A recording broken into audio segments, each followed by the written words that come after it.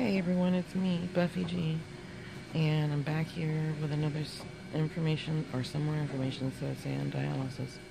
I'm currently at dialysis right now. I'll be here for 3.5 hours receiving treatment. I'll kind of show you what it looks like.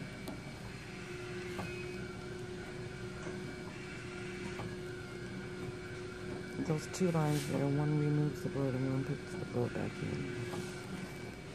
in. Now I'll be here for 3.5 hours receiving treatment. And usually when they're removing blood and cleaning it and putting it back in at the same time, your body temperature drops and you get extremely cold. So if you can see, I have a blanket to cover me up because I'll be freezing if I don't. And then I have long sleeves on this morning. I usually wear a jacket, but I just wore a long sleeve shirt. And since I have my blanket, I think I'll be nice and warm. I also have a pillow here. And the quintessential thing you have to have is some earplugs, which I have in my bag, because if you don't, you are literally listening to the sounds of the machine the whole time, or other people coughing and doing whatever they do. They do provide TVs, which is above my head. Hey everybody, it's me. I'm done with dialysis. It's kind of like later in the afternoon now, but I'm just so tired. I didn't even get the opportunity to do any real vlogging earlier because I'm just drained of energy. So I basically just left dialysis, came home, and I tried to watch a little bit of the news because there are some. Today is a day where it's the day after 5 police officers, I believe, were killed in Dallas after a peaceful rally or during a peaceful rally for Black Lives Matter. So I tried to watch the news a little bit on that for as long as I can, and I just got very, very weak. So I decided to come and lay down. I'm still laying down. So I thought I'd just check back in with you guys before the night's up. I'll hopefully finish the rest of this video. But hey everybody, so where I left off the last time was I was in the hospital. I just been diagnosed with kidney failure, and I had a really bad seizure, and I woke up and I was in a padded bed because the seizures were so bad. So I'm going to finish from there. I'm going to kind of start off from there and keep going.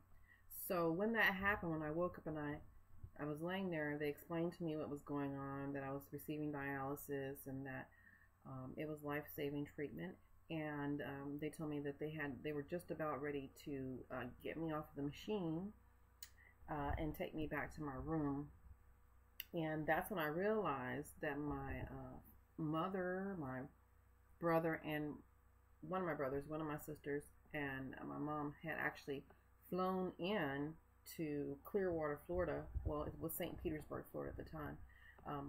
That's where you fly in at, or you fly into Tampa, should I say, and we were in Clearwater. And that's when I realized they were all there. Well, apparently I came back and the dialysis treatment was a lot for me, so I was out again. So I briefly saw them and then I was back out.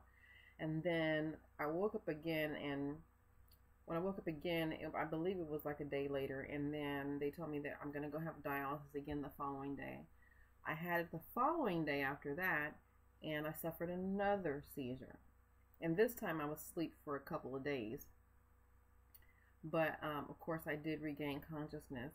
I ended up spending over a month at Christmas time in the hospital.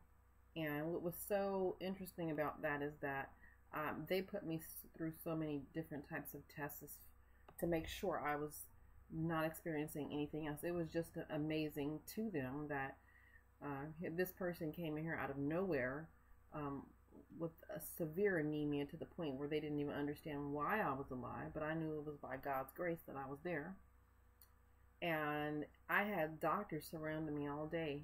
Every day they'd be in my room asking me more questions, trying to figure out what happened, what caused this. We went to go do a biopsy, which is they go in and take basically a sample of your kidney, and they put it under tests and microscopes to find out what is going on with the kidney, what happened to the kidney, basically to tell what's going on and what caused it. So I was really excited to find out what caused this, what brought all this on, because as I told you before, I was really, really young. I was 28 years old when all this started happening, and it was just a complete shock for me. So we went in to do, basically, they were going in to do, take a little biopsy of the kidney to basically go and do testing to find out what's going on. And I remember laying there and they were going and trying to find my kidneys. And they were like, oh, okay, where are these kidneys? They were like, did you ever have anything removed? I'm like, no. They were asking me kind of strange questions. I don't remember all the questions, but they seemed strange to me. So I said, I wonder what's going on here. So finally, I felt the needle go in, and it was kind of a numbing sensation in the back, but at the same time, it was like a quick prick. And it really didn't hurt because I assumed they gave me something for it. But it went in and they apparently were, or so I thought, they were getting a biopsy of the kidney. So I remember it being like a lot of talk around me, and I did not really understand why, because I'm like, isn't this a procedure that they do all the time? What's all the talk about? So I don't really, at this point know what's happening. So anyway, they wheel me off, they take me out of there, and they tell me we have to wait for the results of the test. And I'm like, okay, good, well then we'll get to the bottom of this. So more or less, maybe a couple of days later, they told me they didn't have a lot of success with the biopsy. And I was like, well, why didn't you have success? I mean, this is what you do. They told me that when they went in to get a biopsy of my kidneys, that they were so small that they had a hard time getting enough sample of my kidney. And they actually told me that, like, your kidneys are supposed to be the size of your fist, and my kidneys were the size of kidney beans. Hashtag cute kidney bean. That's why I say that. So tiny, both of them, that it's like they just shriveled up overnight. And they had never really seen such a severe case like that before, and it's with someone so young. So after about a month or so of going through more studies in the hospital, basically they came to me and told me that their conclusion would be that I was born with abnormally small kidneys. And as I grew and became an adult, my kidneys could not keep up with that, and they started to deplete themselves. Which I was like, wow, I didn't know your kidneys could do that. And I remember as when I was growing up, I mean, not as a kid, but as a teenager and everything, I started having a lot of kidney infections, and I thought, okay, I'm just basic teen, not drinking enough fluids or water and keeping myself hydrated. I mean, I lived in San Diego at that time.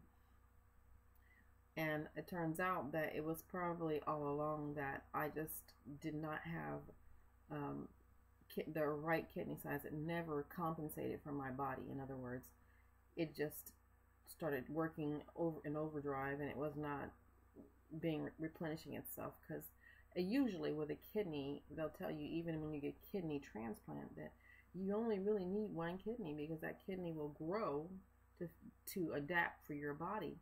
Well, basically, I had two kidneys that never really did that. So that's why when I got to 28, they had it. They just got so tired of trying to fulfill the task at hand, and they just couldn't do it anymore. So it was a horrible blow, So while I was in there, they offer you different types of dialysis because, not everybody wants to do what I do, which is called hemodialysis. They have hemodialysis and peritoneal dialysis. And hemodialysis is the means of extracting your blood and cleansing it through an artificial kidney, which is called a dialyzer. Okay, so that's one method. And you can have something like I have, which is, or I shouldn't say, this right here, which is a catheter that's tunneled under the skin here. You can have one that's in your arm, which I had here. I tried this one before. Some people have it here in your arm. Some people have it up higher. Some people even get them put in their legs, wherever they can get a good vein at. There's risks and side effects to each and everything that you get. So you kind of have to just make sure before you do that, you have a clear understanding of what's going on or what you're going to be getting. So I talk to a lot of people and tell me you should try peritoneal dialysis because it usually works well for people that want to work. And of course I wanted to work. I'm 20 now. I have a whole life ahead of me. I wanted to do that. So I immediately started peritoneal dialysis. And it was the most uncomfortable form of dialysis I think I've ever done. Now this process didn't mean you had to have your blood extracted and clean. This was the basic of, it's like a cocktail basically. And it's like going through chemo, except for the fluid goes in and it goes into your peritoneal cavity, which is in the abdomen of your stomach, in the lining, and that acts as a filter. And so once this fluid goes in, I think they call it dialysate. Anyway, once that goes in, it pulls the toxins out through there, and you end up with a little tube that hangs out your stomach, and then you connect that up to a machine at night when you go to bed, and while you're sleeping it runs all this dialysate fluid all the way through your body all night long. So it's usually about 8-hour process, I believe, if I remember correctly. I could be wrong, so don't quote me on that one. But there are some people that they can go through that process and just in the morning disconnect and go about their day, and then there's other people that need to keep some of the fluid in. And so I was one of those people that needed to carry some of the fluid in my abdomen throughout the day. And then during the day, they wanted me to pull that fluid out and replenish it with some more. And for a working person, it's difficult because you're having to go in and drain some fluid out and drink. And it's not very helpful to me. It wasn't. And so it was very uncomfortable. It made my stomach really, really sore all the time, and I hated it. I lost a lot of weight. It was really bad. I got down to 113 pounds. It did not look good on me. And I remember being so light, I felt like if a good wind came along, I was just going to blow away because it was pretty bad. So, but I did the peritoneal dialysis for about a year until I got an infection. Now the infection came very rapidly with that because it's exposed. And I'll tell you this, I was extremely careful with everything I did, and that's the thing about peritoneal dialysis.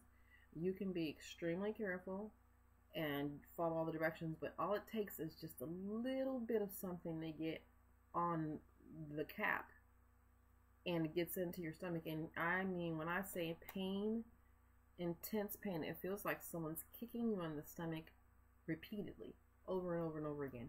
And it happens all within probably a half hour to 45 minutes. You're barreled over in pain.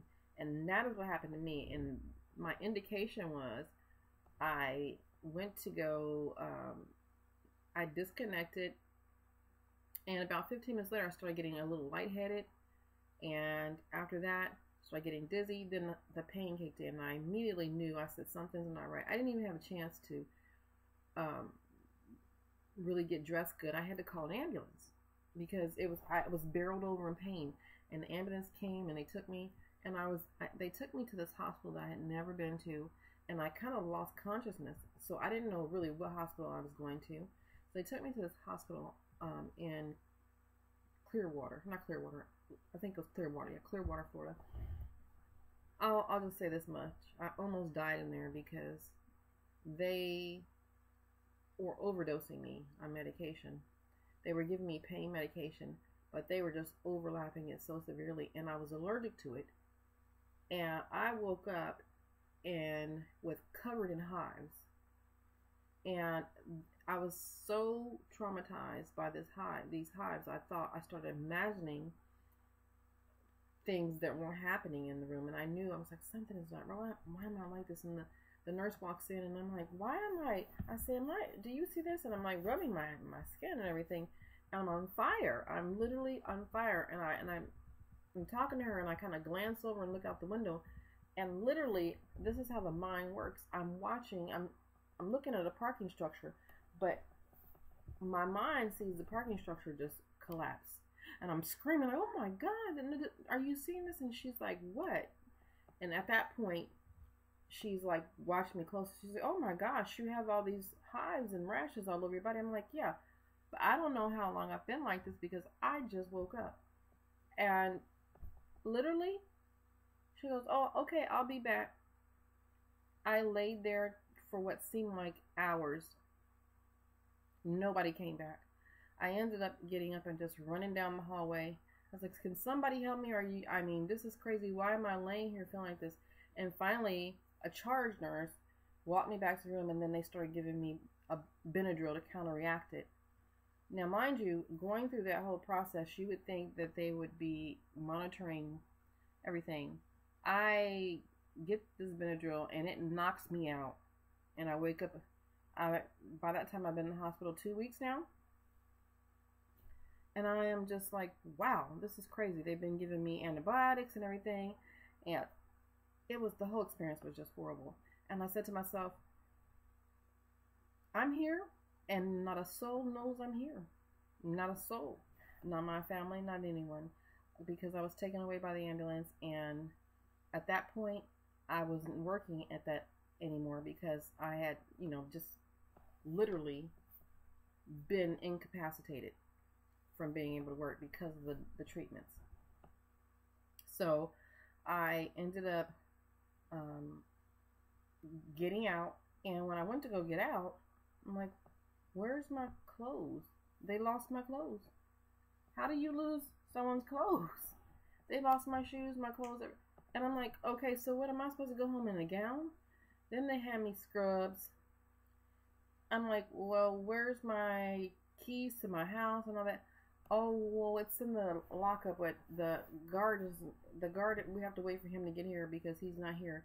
So I'm waiting another 2 hours for him to get there. They unlock it, and I end up taking a cab all the way home because at that point, I don't even know how far I was from home. So I get home, go in, and I just find out that everybody had been looking for me, friends and stuff. They were like wondering what happened. I was like, I had to explain everything to everybody, but it was just very, very tremendous situation with that.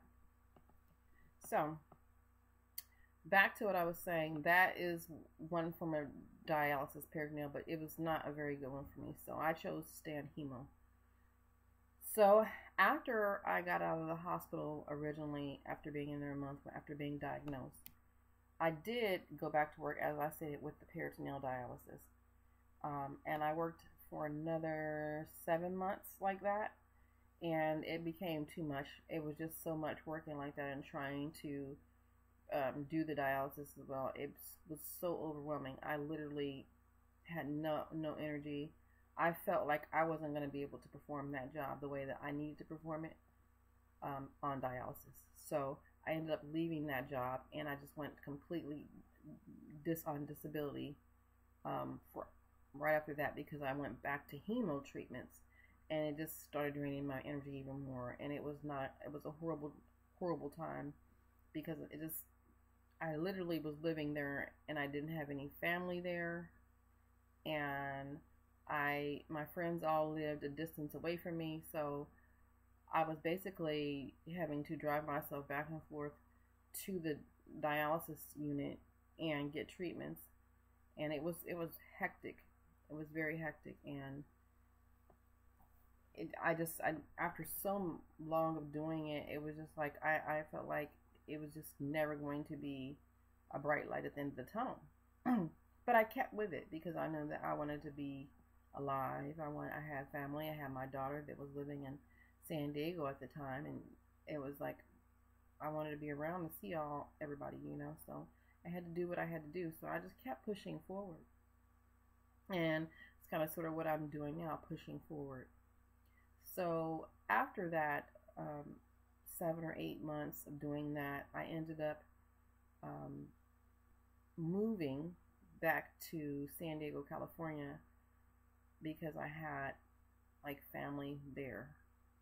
And at least if something happened to me, someone would be aware. They ended up it ended up being a better move for me in the long run, and I'll tell you about that in the next episode, actually, or down the road you'll hear about that.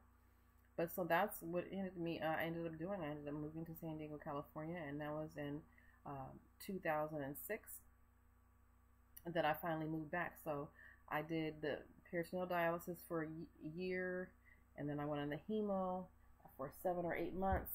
Then I decided that, I just couldn't deal with it any longer. And then another 8 months later, I moved to San Diego. So all in all, I stayed there in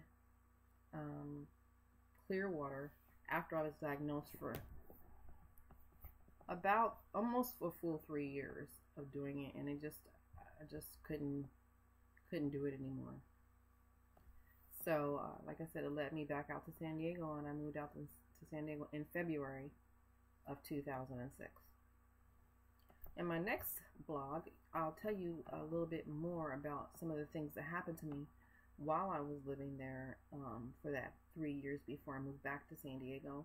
I'll tell you some more about that because it's quite interesting.